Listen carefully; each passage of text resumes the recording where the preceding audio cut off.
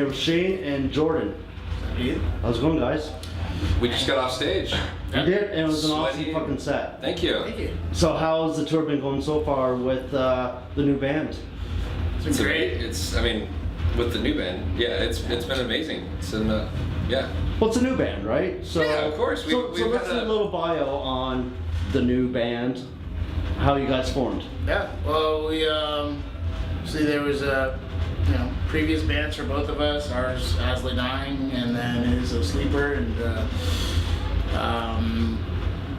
yeah. And then what was it? 2013. Tim got arrested. Yeah. And then shortly after that, I mean not shortly, but given the circumstances and the inevitable result of his situation, it was just, all right, let's figure out what we're going to do. And the first step was just to make that decision to stay together, the four of us, and continue on, whether it was with Asley Dying or with a new singer. Obviously Tim's situation is what it is. He had bigger things to deal with. I mean, you guys are a tight family. I mean, you guys have been together for so long. Yeah. And then I had read that you guys, I think, met at Warped Tour. No. I've known Shane almost as long as I have been at Asley Dying. Okay. And Shane and Nick were in a band together. We were Nick and Shane's band, Evelyn, was on Pluto Records with Asley Dying as well. We were on Pluto Records together. We were. Our first records were around the same time. It was 2001. And then Evelyn broke up, and that's when Nick started playing with Asley Dying. I see. So it's kind of very incestuous, and We split ways, and I went to Between the Buried Me and No Sleeper stuff, and then we kept in contact. So we go way back. He's from the same place we all are. So it was when that time came, we were just okay, cool. We're starting a new band, and all right, let's find that fifth person. And we didn't want to do Asley Dying #2. We wanted to start something different, something that was still metal, something that was heavy, but something that just was maybe had a little bit more space and room to grow melodically. Yeah. And then Shane threw some vocals on the demo, and we didn't even know that he sang, and I didn't at least. Yeah, somewhere in that split, I started singing. Yeah. It worked out, I guess. And then that was it. So are you still in the band, O Sleeper, or? We're just pretty much on a hiatus because Wovenwar is my full-time job. So, okay. And I, still love my guys and still love the band. It's just we don't have any time. So, and everybody's doing other things right now. Like Micah started a brewery, which creates really good beer. If anybody's out there, Panther Island Brewery. Where's our beer? I didn't get any. I know. He was supposed to bring a keg to our show. Anyway. Jerk. Jerk. But no, we're all still a tight-knit group over there. It's just those Sleeper guys have been supporting me through Wovenwar non-stop, and they're so stoked that I got to do this. So. And all those guys, just like Shane, have been good friends of ours for many years. Good people. And Where the name come from? Wovenwar. Was that? It's an idea that Nick had about. This is such a long sort of explanation. It's about how we are all born with a blank slate, and as we grow up, stuff is woven into us, and good or bad, and you get to take it as you go, and whether it's ignorance or hatred or logic, reason, and everything but at some point you have to choose what you have, what has been threaded into you, and that's a huge part of growing up, a hard part of being a man. It's choosing what's woven into you. Yeah, it's a battle to if your parents didn't believe exactly what is logical or stuff like that. It's a hard thing to grow up, and that's pretty much what it means. So, I mean, once the band obviously disbanded because of Tim, how long did it take you guys to write the new material? Were you guys pretty much... Pretty quick. Pretty quick, right? Yeah, I mean, we started jamming, the four of us started, jamming together, we made that decision about a month after that summer.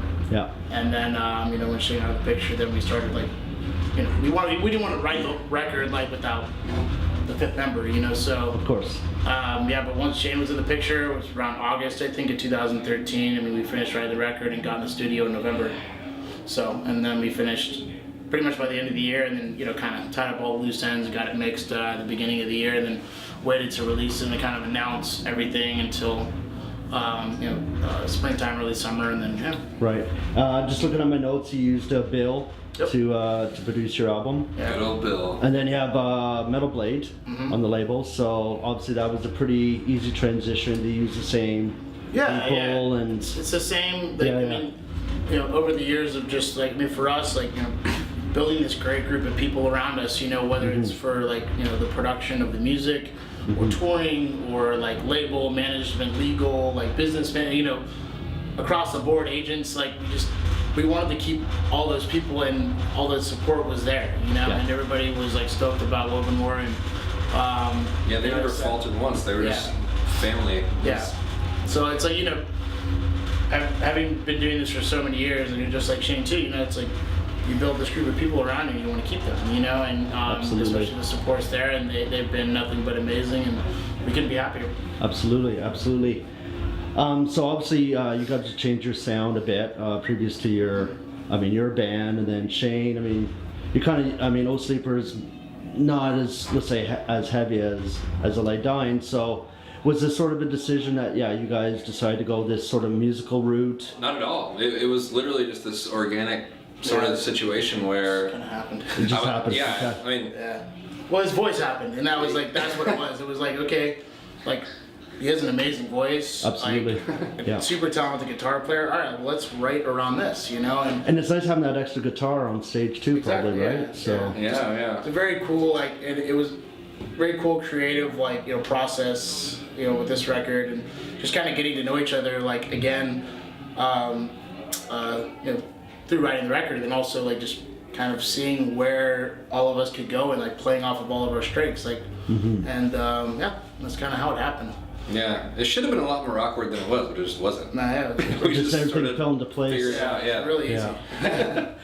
So I wanted to ask you, is there any sort of this might be kind of corny, but is there any sort of rituals you guys do before you get on stage, just to give the audience the best show? Yeah, do you we, guys get into a huddle, or? We start off with a bottle of Jameson, and Irish we have a whiskey. few shots. Yeah. It's good for the voice, kids, Yeah. singers out there, and good for drumming apparently.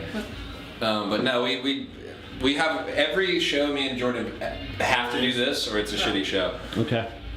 And then, You just, basically acknowledging, I think it's about just Camaraderie. acknowledging- Yeah, acknowledging each other, and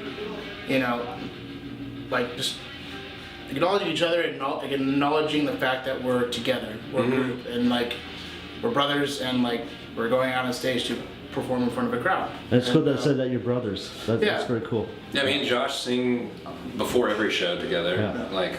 We sing 90s pop songs right before the show Yeah. for about an hour typically. Yeah, and it's, no matter what happens throughout the day or whatever it is, everybody just getting bummed out that I fart all the time, and our band smells Stink up the van. yeah. That's true. I'm Yeah. surprised you haven't farted yet in the Yeah, studio. but That's great.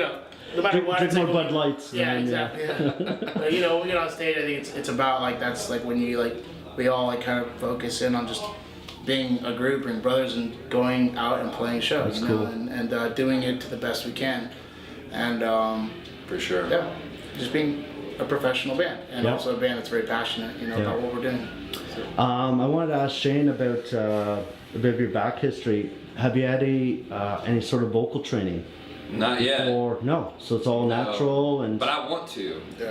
you do. I really want to have vocal Okay. lessons. I would love that. Yeah. I'm starting to scream a lot more live, and I didn't scream much on the record because I didn't know how really. I've screamed on the Sleeper stuff before, but I without damaging my singing later in the set. I don't know. But recently I've got into doing it more, and I'd love to learn just how to do it without destroying my singing. But we'll see. I don't know. Next record maybe I'll get some lessons. It'd be awesome. And for you, Jordan, you've been drumming for a while now. I just kind of wanted to ask you that. Yeah. sort of your influences.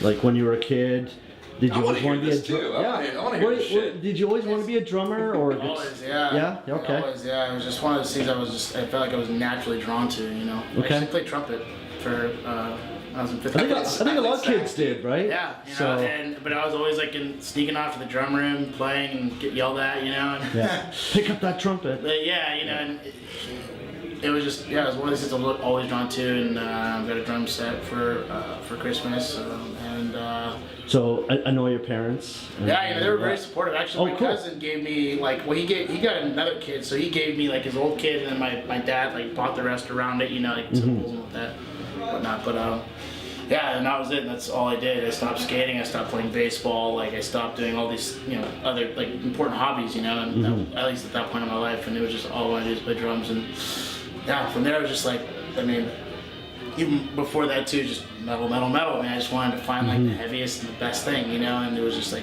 you know, Pantera, Slayer, like, you know, Megadeth, like, you know. So a lot of my influences obviously come from like, you know, Vinnie Paul is like one of my favorite drummers, Dave Lombardo, Yeah. Raymond Herrera, John Tempesta, God, Tom Fettos, like him a lot. A bazillion. There's a But long actually, list. the one that I listened to the most on this record was Vinny Appice. Okay. King Cobra stuff. Yeah. Well, Heaven and Hell stuff. Yeah, it's just Yeah, like yeah. you know, like just listen, like Heaven and Hell, like Dio records and stuff. Just listening to these, just freaking, just like long, like just smashing fills and just. Yeah, Jason Livermore, like other producer, him and I would just drive into the studio every morning, just crank like, you know, Heaven and Hell record or like a Dio record, and just get stoked on just messing around with long drum fills and. Hey, wasn't you know, it true, by the way, smashing. that the Wovenwar record is the first time you ever played a closed hat? Yeah, it is. Yeah, it's the first time I actually ever recorded closed hi-hat on anything. Yeah, That's amazing. Never done that before, so Wow. it's always just been like But you're working it now. You smashing got it, dude. yeah. But yeah, it's fun recording. It's different, you know. It's like normally I've been focused for so many years on just like, you know, playing fast, you know, fast beats, fast fills, fast kicks, whatever it is, like at like the highest intensity. And this like was more focused on just utilizing the space and creating the space, you know. And yeah, I mean, there's some like, you know, obviously more technical stuff on there too, but it was focused more on just kind of feeling everything and like, you know, being in the right place at the right time, you know, with what I was doing with the drums and everything else. So Right. yeah, it was fun. Nice.